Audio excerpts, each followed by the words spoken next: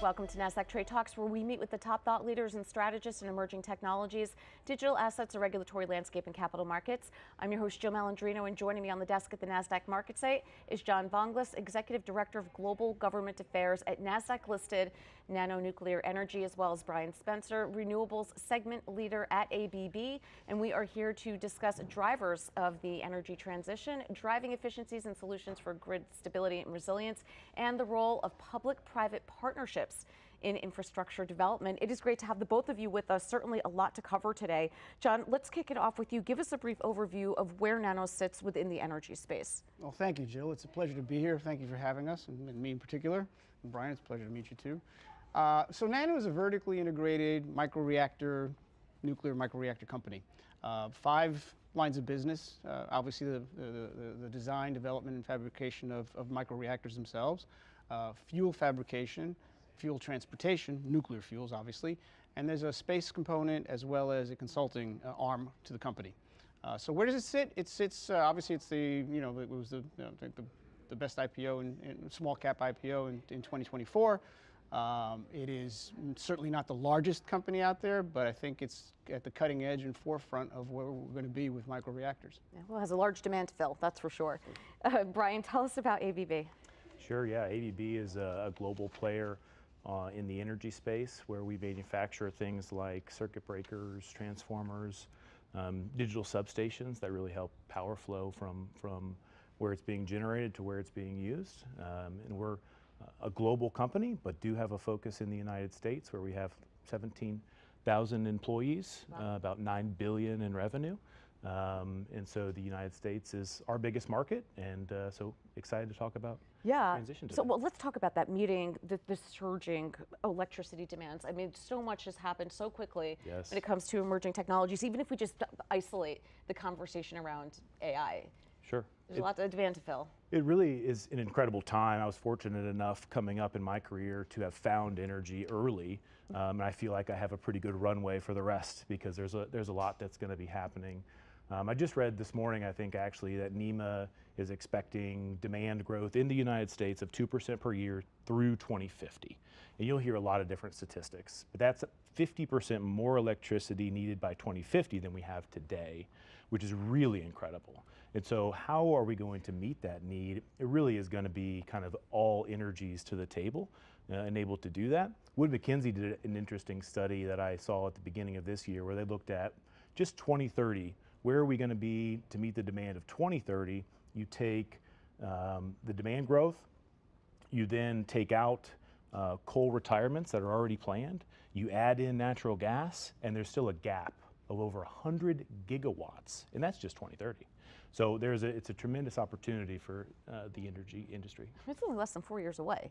Well, it's hard to wrap your head around. It is. Where does nuclear sit in the hierarchy of energy? Well, to tack on to continue on Brian's themes, the demand is growing, and it's grown just by consumer needs, electric vehicles, AI, data centers, Bitcoin, the mining that's required, the energy required for all these pursuits is massive, and it's growing probably exponentially. Some would argue that we have an abundant sources of energy in this country, and that's probably true, we do. But much like you wouldn't put all your eggs in one basket, it is not prudent to rely on one source either. So diversification is applicable even in the energy sector. And that's where I think if you go back to your feared high school tests, where you have multiple choice questions, and the D was the all of the above one. That's what the approach would be like.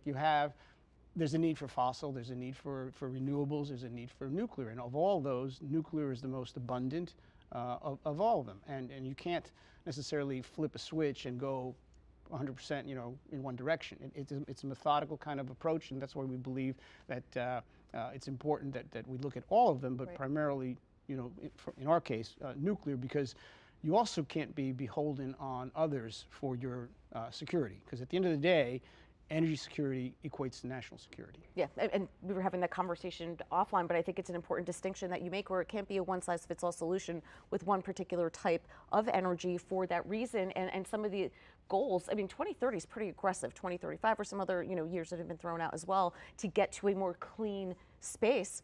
But that also involves the roles of public-private partnerships. You just don't get a permit and it happens, right? That's a 10-year process. It's a process, and at least what we've seen is the Nuclear Regulatory Commission, the NRC, understands that the legacy systems and the legacy processes that existed, let's say during the Cold War years, where these systems took 10 years to get online, is no longer competitively viable.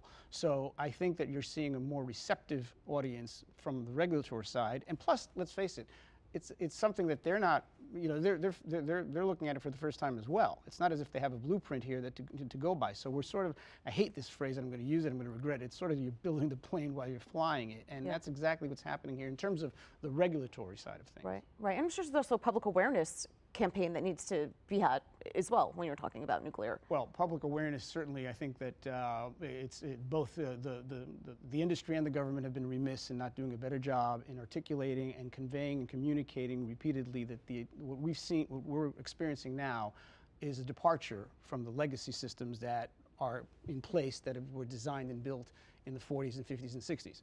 So these are much safer, and from the microspace, actually, smaller, so you have passive safety features, you don't have the same amounts of fuel, you don't require the same type of coolant. So there's a whole physics and chemistry behind this that makes a strong case for why micro is that much more flexible, adaptable, and actually employable. Right. Well, I mean, it all goes back to efficiency at the end of the day, but back to John's point, Brian, the one-size-fits-all solution, whether it's solar, electric, or wind, I mean, you have to have backup power and redundancies in place. I mean, it would be naive to think otherwise. Right. There's renewable energy is great.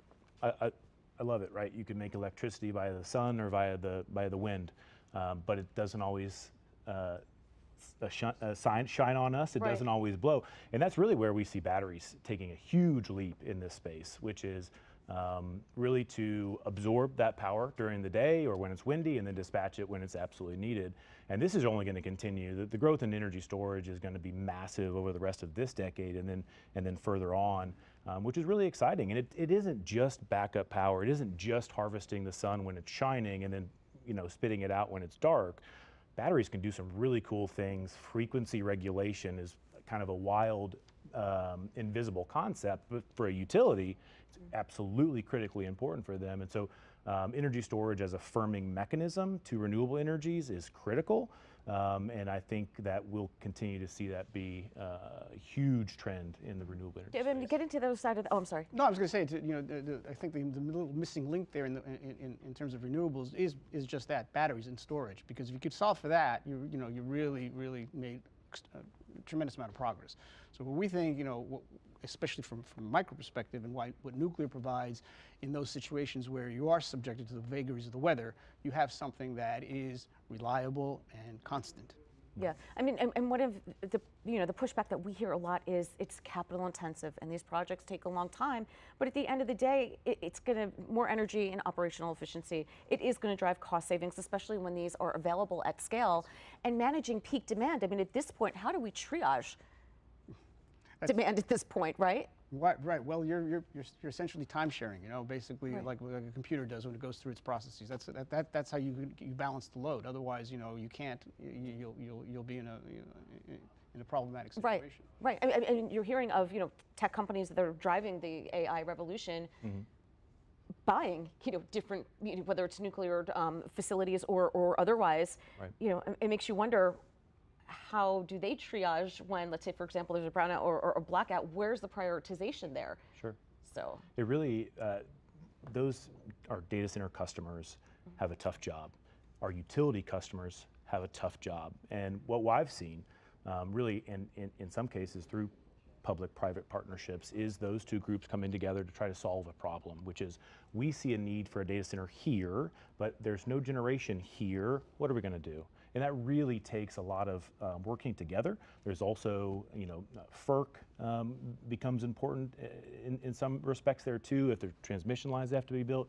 And we're starting to see the needle move a little bit because, private industry, data center customers are willing to move a lot faster than the utility is. And sometimes that's good, right? Because they can kind of maybe get ahead of some things, and maybe they can connect on the back end to make these projects become a reality. But I think back to the point that we've stated before, it really is all of these different sources working together, but now how do we get the grid to do that? Because we do have a very old infrastructure. It's great, it's a modern marvel, but it is aging and it does need to be upgraded and modernized. And to Brian's point, it serves as a forcing function for the utilities, because sometimes that's what's necessary, God bless them.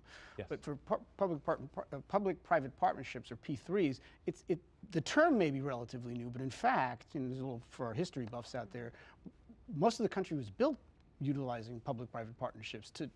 As a matter of fact, the oldest is the Philadelphia-Lancaster Turnpike, which dates to 1792. Learn something new every day. So yeah, so that's a fact. It's an interesting little factoid out there that it's not something that is a novel idea.